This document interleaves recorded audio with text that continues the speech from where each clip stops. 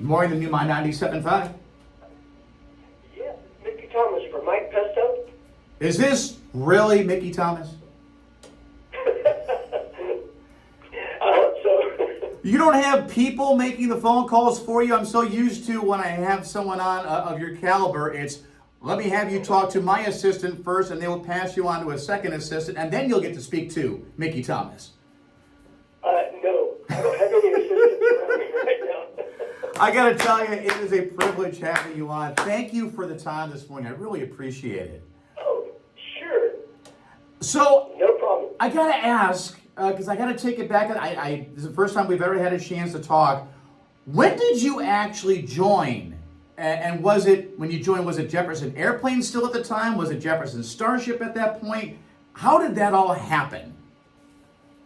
Well, it was Jefferson Starship when I joined. Okay. 1979. And I guess the way it happened was, I spent the mid-70s in the Elvin Bishop Band. And, I was fortunate enough to record a song called I Fooled Around and Fell in Love back in 1976. Yeah. And Elvin Bishop Band was based in the San Francisco Bay Area, which was the same area where the Jefferson Airplane, Jefferson Starship was based out of. So about 1978, about the same time that I decided to leave the Elvin Bishop Band and pursue a solo career, Grace Slick and Marty Ballin both left the Jefferson Starship, and then so they were looking for a new singer, and they tried a few people, and then I believe, as the story goes, one of brought in a tape of me, of stuff I've done with the Elvin Bishop Band and some stuff with my first solo album, and played it for the band, and they said, this guy lives right here under your nose, so you might want to give him a shot. So they called me up, and it was pretty much just a bolt from the blue.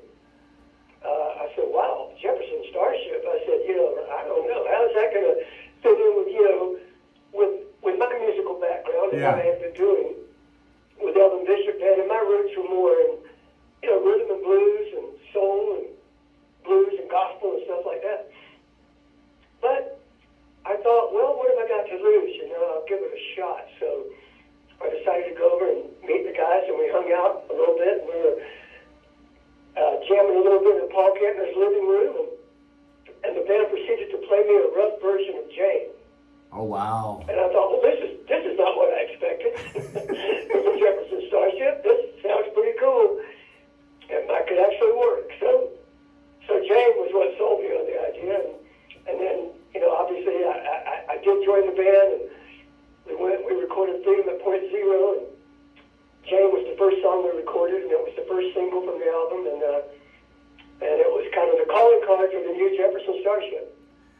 Well, what a great song that was, too. I'm going to talk about a great song to launch you. At any point sitting there in Paul Kantner's house, jamming with them, did it just hit you, I'm here. I mean, I've got a chance to make this group and be a part of, honestly, rock and roll history.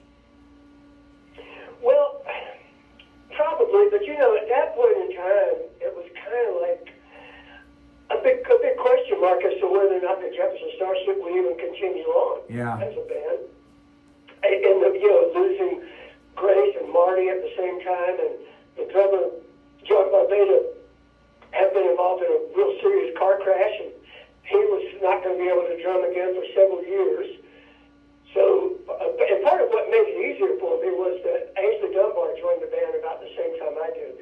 So there were kind of like two new guys coming in simultaneously, and that helped each of us to make it a little more comfortable for the segue into the band. But not really. At that point in time, you're just kind of thinking about, how we're going to make this work. What's the best album we can make together? The best songs, the best music, and the rest of the stuff just kind of takes care of itself. At what point after joining did Nuclear Furniture come out? Because I got to ask you about that one, because that was the one that kind of got me into that generation of sound from Jefferson Starship. Yeah, that was the fourth Jefferson Starship album that when we did Modern Times, and then when we did an album called Winds of Change, Grace had rejoined the band, so that was her first album back with the band. And then right after that one was the Nuclear Furniture album. It had No Way Out, and Laying on the Line. Yeah, it was a good album, produced by Ron Nevison. Okay. Yeah, that one. Green Chair. Yeah, exactly. Like as I said, that was the one that kind of got me into what you guys were doing at the time, and started off because I had the cassette at the time. So side one, track one, Laying It on the Line. I know you were involved in writing the lyrics on that one. Followed up by, I would think, my own humble opinion, the most underrated single you guys ever released was No Way Out. Every time I heard that song off that cassette, it's like I was singing it as badly as I did, but I sounded great in my head. You're right. It's funny. It's one of those songs that it wasn't exactly a big hit. I think it was, it's kind of a mid-chart. Yeah. I think it topped out in the like 23, 22, something like that. But it's more popular in the live set than a couple of songs that were top 10 singles. It's just one of those songs, like you said, that people remember it, and it's a very popular one in the live show. I was going to ask, when we get a chance to see you at Adventist Health Amphitheater in Tulare coming up in September, is that part of the set? Yeah. Okay, good. It's not in the show every single night. Okay. But since you mentioned that you like it so much, I'll be sure it's in the set for Tulare. Please do. I don't want to leave disappointed. Not that would happen.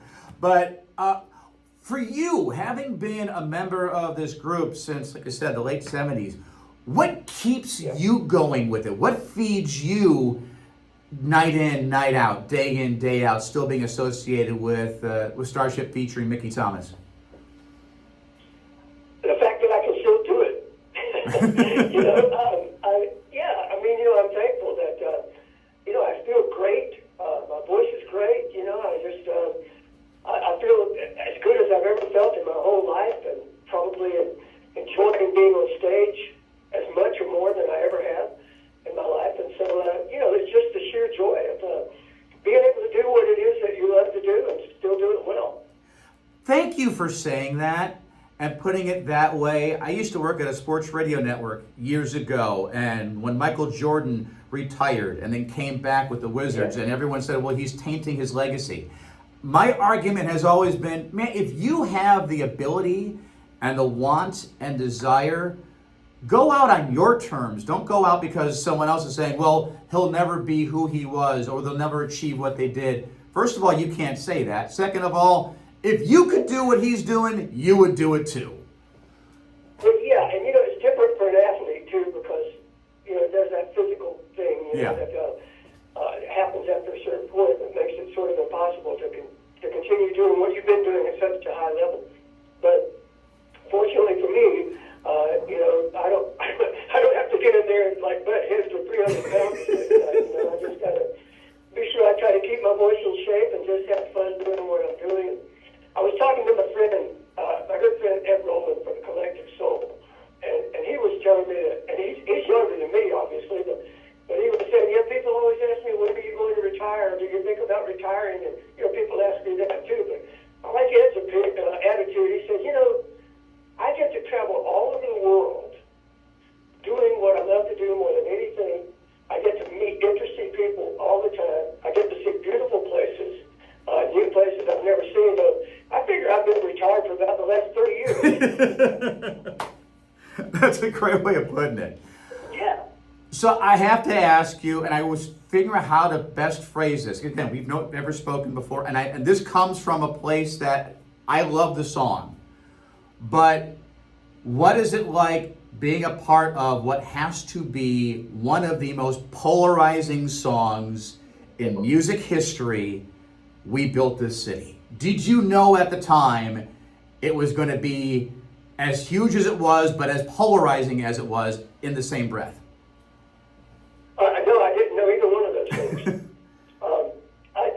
I brought the song in for the Hoopla album because what attracted me to it was the lyric, because the lyrics are written by Bernie Taupin. Okay. And one of the great rock and roll lyricists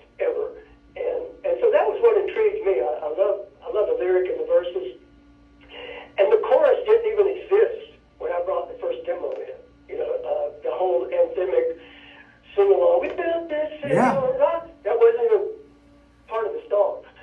That came about in the studio as we were recording it. Producer Peter Wolf said, this is a great song, but I don't feel like it really has a chorus. So we kind of came up with that in the studio as we were in the process of recording it. And it's a double-edged sword because that's obviously the reason why the song became such a huge hit, but it's also the same reason why it annoys a lot of people.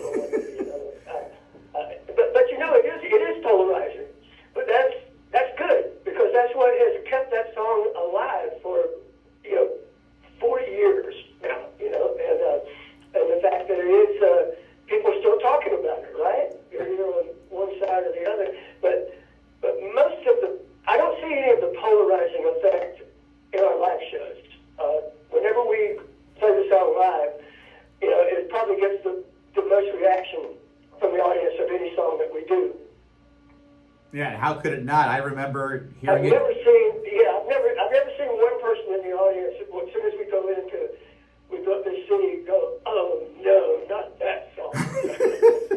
Now, whose idea in the production of it to have the quote-unquote radio DJ have the customized version? Because I grew up just outside of Chicago, and when it would get to the DJ speaking and he mentioned Chicago, I'm hearing the song in my head right now, and I'm getting goosebumps. It had that effect on me every single time I heard it. Whose idea was that? Well, the idea for the DJ voice in the first place was, the voice is Les Garland, who was started out as a famous DJ in San Francisco, became a record company executive in the late 70s, early 80s, and then went on to become one of the founders of MTV. Oh, wow. So, and he was a very close friend of our manager, Bill Thompson.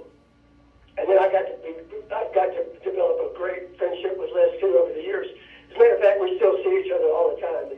But anyway, he was just hanging out in the studio, and we're kind of playing him back some of the rough mixes. We were not quite finished with the album, but in the final stages.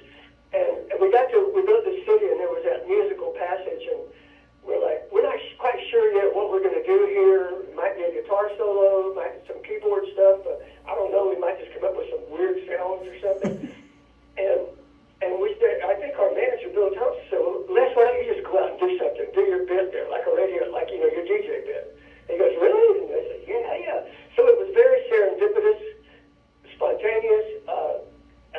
He thought about it for a minute. He went out in the studio, and it was pretty much a one-take thing. And it just worked in the song, And then the idea to give stations all over the country the opportunity to personalize it for their own local DJs. That was Bill Thompson's idea, our manager, which was a brilliant, a genius on his part. Yeah. There's only a handful of songs I can think of that have done that. There's a song I think from Zac Brown Band, country group, that I think does the same thing. But that was the first song I think I ever heard that was done that way. So again, just thinking about the song and hearing that part in my head, I can still remember the emotions it brings on. I can't imagine hearing it in concert. For those who haven't seen you before, what can we expect when we see you at Adventist Health Amphitheater in Tulare? A great show. There you go. Yeah, it is. I'm really proud of the band. We've been together. Most of the guys in the band have been with me for like 30, 25 years. So we've been together a long time, and it's a tight-knit group. And I think sometimes people are sort of surprised by how energetic our show is. It's still, I think we display a youthful exuberance, which we beat off of each other. We just try to have fun and sound good and deliver the goods every night.